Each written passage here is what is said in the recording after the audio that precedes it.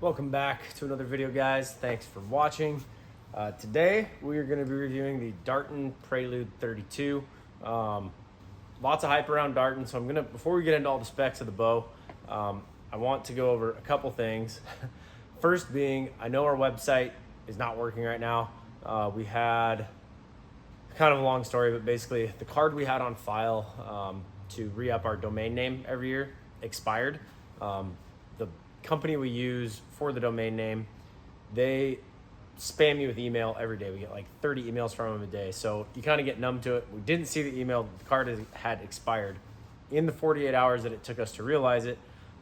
Some website in like Hungary bought our domain name, wants to charge us $1,000 to get it back. So now we're kind of doing some research into whether we want to go with like a .net or a .us. Obviously I don't know if we're gonna have to change the name, but if you've gone to our website and you have noticed that it's like for weird skincare stuff, it's not even a link. You can't buy anything on it. It's just a page with writing on it. That's why. So we apologize for that. It's been down for a couple weeks now. We're just having to figure out a few things before we decide what we want to do. So there's that. And then back to the bow stuff. I want to go into Darton as a company a little bit before we get into the bow specs. So I've had a lot of people asking me online, like, hey, what do you think of this new company, Darton? Darton is not a new company. So Darton has been around for, I don't know, at least 25 years. I know they were probably longer than that. I know they were a thing even back in the 90s.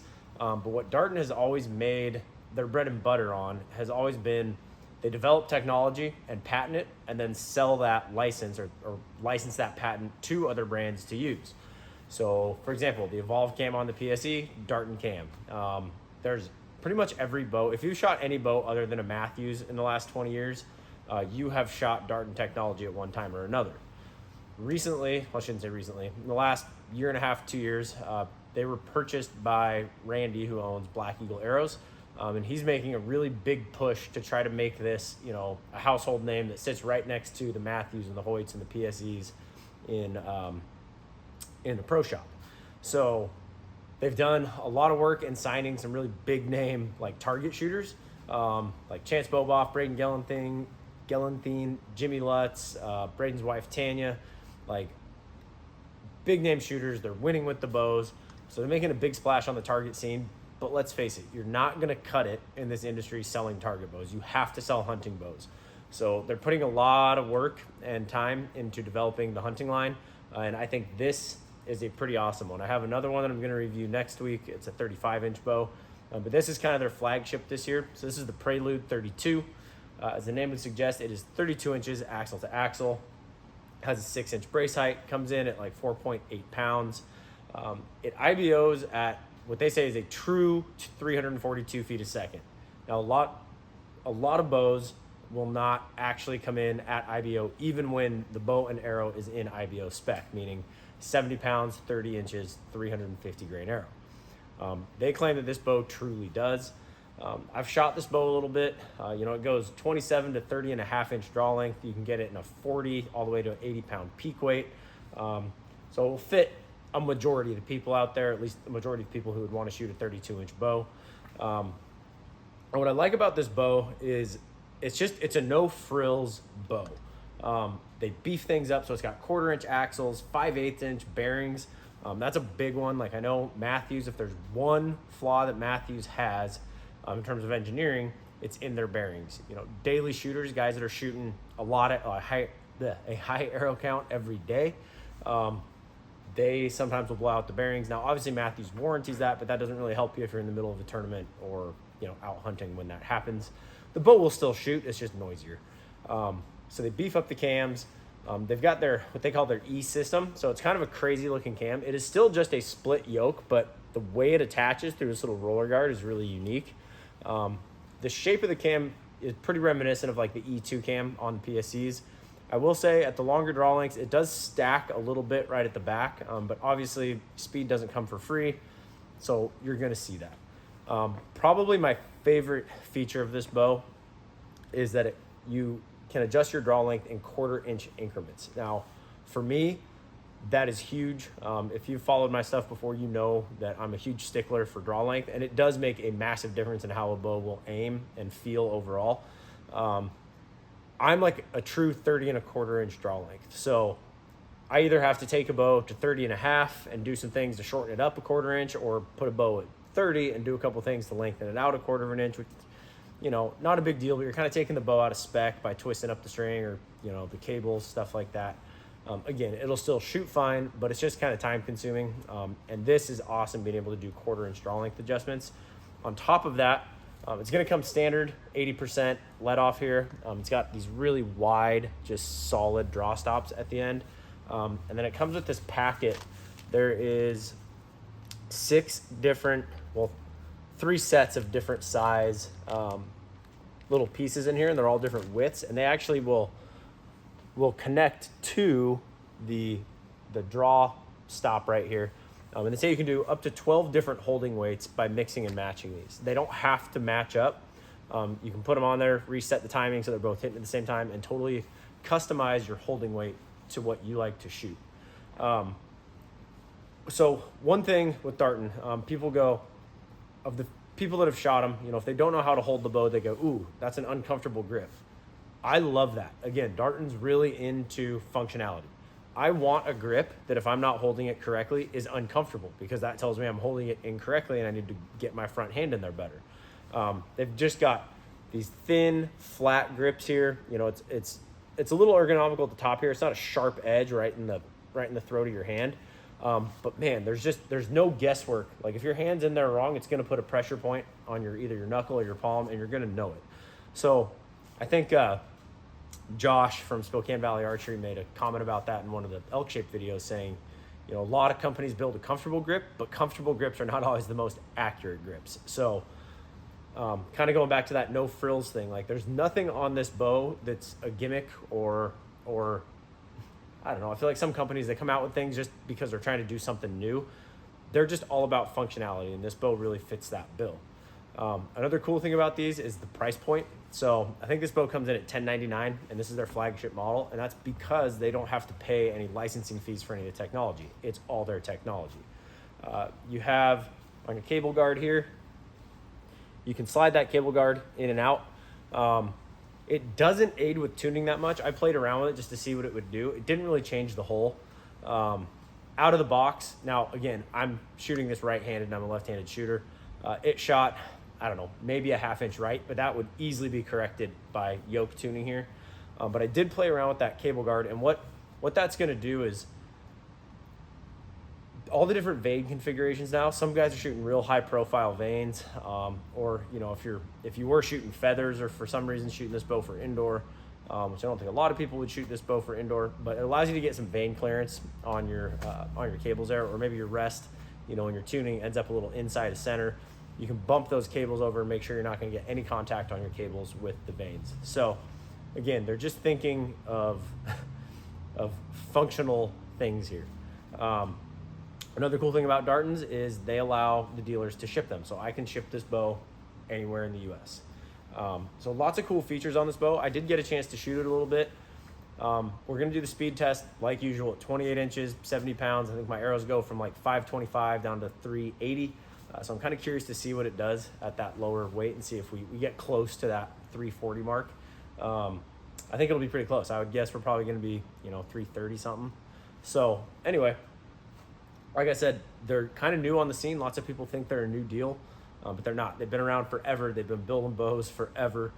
They're just now making a push and really pumping a lot of money and time into marketing to make this a household name. So I'm going to quit blabbing. I'm going to get over on the chronograph here, and we're going to sling some slivers. All right, so we got the chrono set up here. This first arrow, so this is 526 grains or something, 525. This is 30 inches. It's coming in right at 70.2 pounds.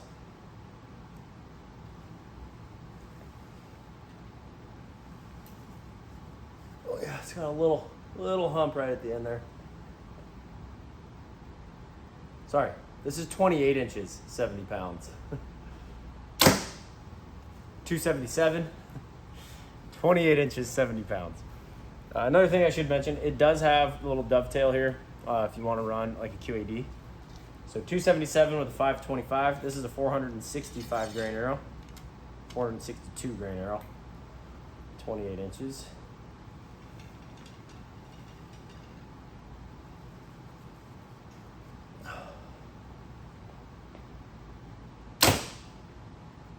.283. So that shows it's efficient with a heavier arrow. Not a huge difference between. That's a lot of grains. So this is a 425 grain arrow. Exactly.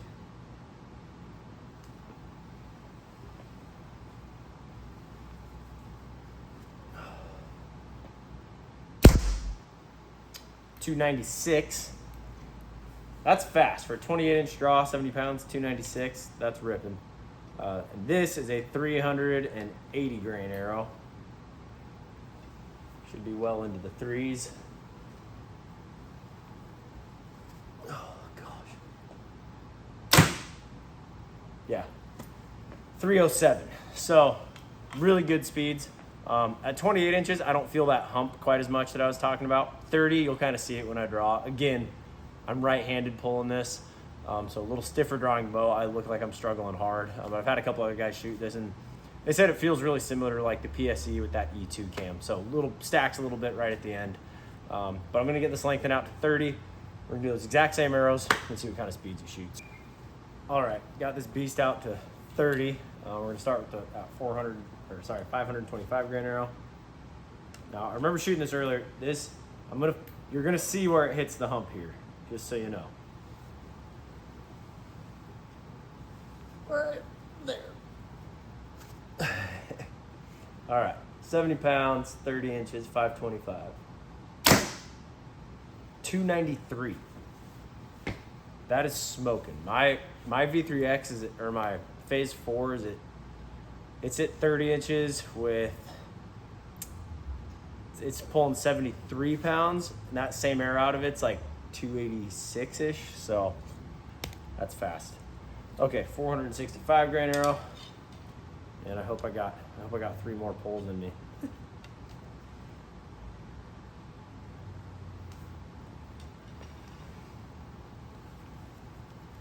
That's just that last little bit there. All right, 465, 30 inches, 20 pounds. 301. So it's interesting. There's not a huge, both at 28 and 30, not a huge jump between 525 and 465. So it just shows it's an efficient cam system, like I was saying. Okay, this is the 425 grain arrow. This thing's gonna be ripping. Trying to hit that other arrow.